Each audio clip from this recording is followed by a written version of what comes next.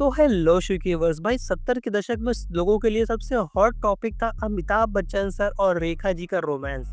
लेकिन उसी समय कुछ ऐसा हुआ जिसकी वजह से जया बच्चन भाई रोना आ गया था। अब ऐसा क्या हुआ था आज की इस वीडियो में हम लोग कंप्लीट बात करने वाले हैं इस टॉपिक के बारे में। भाई जितने भी अमिताभ बच्चन और रेखा सर के फैंस हैं जल्दी से कमेंट बॉक्स में जाओ और अमिताभ और रेखा टाइप कर दो। तो भाई बात कुछ ऐसी है कि मुकद्दर का सिकंदर आई थी लगभग 1970 में।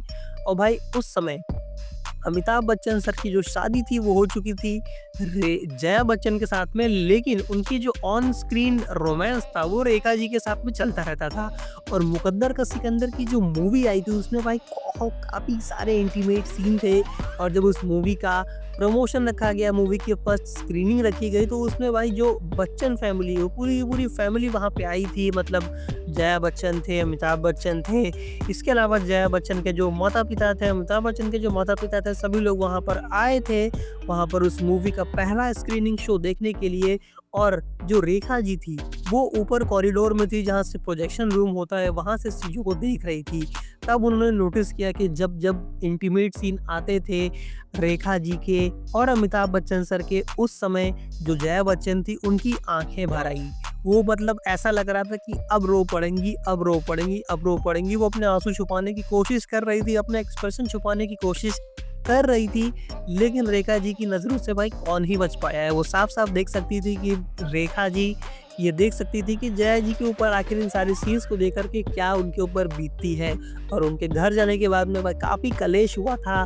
और भाई उसी के बाद में उस मूवी के बाद में मुकद्दर का सिकंदर मूवी के बाद में अमिताभ बच्चन सर ने ये फैसला लिया था कि अब वो रेखा जी के साथ में ऑन स्क्रीन काम नहीं करेंगे। हालाँकि उसके बाद में एक मूवी और आई थी, लेकिन वो एक ऐसा मोमेंट था जहाँ पर भाई इन दोनों के बीच की रिलेशनशिप को काफ़ी हवा दी गई थी, काफ़ी आग लगाई गई थी कि भाई दोनों का चक्कर चल रहा है। बच्चन सर जो है वो शादीशुदा है, लेकिन फिर भी उनकी गर्लफ्रेंड है रेखा जी। और काफ़ी सारे रूमर्स आज तक चलते आ रहे हैं कि भाई रेखा जी को उनकी मोहब्बत उन्हें नहीं मिली। अमिताभ बच्चन सर ने रेखा जी को धोखा दिया और जया बच्चन से शादी कर ली।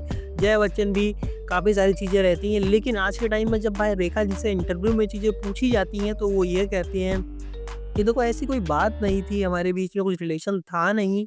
वो जो जया बच्चन है वो मेरी दीदी की तरह है, उनको दीदी भाई कहती हैं, वो मेरी दीदी की तरह है, हम एक ही बिल्डिंग में रहते हैं, हमारे बीच में सब कुछ क्लियर है, सब कुछ शॉर्ट है। लेकिन मीडिया जो है उसने हर जगह पे आग लगा रखी है, हमारी जो इमेज है उसको गंदा कर रखा है, हमारे बीच में जो चीज़ें थी, जो एक दोस्ती थी उसको भाई अलग ही नाम दे रखा है, हमारे बीच की जो रोमांस था वो केवल ऑन स्क्रीन था, हम केवल एक एक्टर से उससे ज़्यादा खुश नहीं थे। और अपनी भाई काफ़ी सारी चीज़ों के बारे में रेखा जी ने बताया, लेकिन उन्होंने ये कहा कि भाई देखो उस समय लेकिन जब हमारे जो इंटीमेट सीन्स होते थे, जो हमारे रोमांटिक सीन्स होते थे, उनको देख कर के जया बच्चन काफ़ी ज़्यादा अपसेट हो जाती थी। ये मैं कहीं न कहीं समझ पाती थी, कहीं न कहीं देख पाती थी, क्योंकि मैं भी कहीं न कहीं एक औरत हूँ और एक औरत होने के नाते मैं एक औरत का दर्द समझ सकती हूँ। और मुझे लगता है शायद इसीलिए अमिताभ बच्चन सर ने फैसला किया था कि वो आगे से रेखा जी के साथ में ऑन स्क्रीन काम नहीं करेंगे, ताकि उनकी बीवी के ऊपर कोई गलत असर ना पड़े। हो सकता है भाई घर में जाकर के काफ़ी कलेश होता उस समय, इस वजह से उन्होंने रेखा जी के साथ में ऑन स्क्रीन काम करना बंद कर दिया था। ना कोई रोमांटिक सीन, ना कोई मूवी, ना ही कोई शो, ताकि उनके बीच होता तो भाई उस समय सोशल मीडिया का अगर दौर होता तो भाई कल्याण ही हो जाता। मतलब जो रूमर्स उस समय इतनी तेज़ी से फैले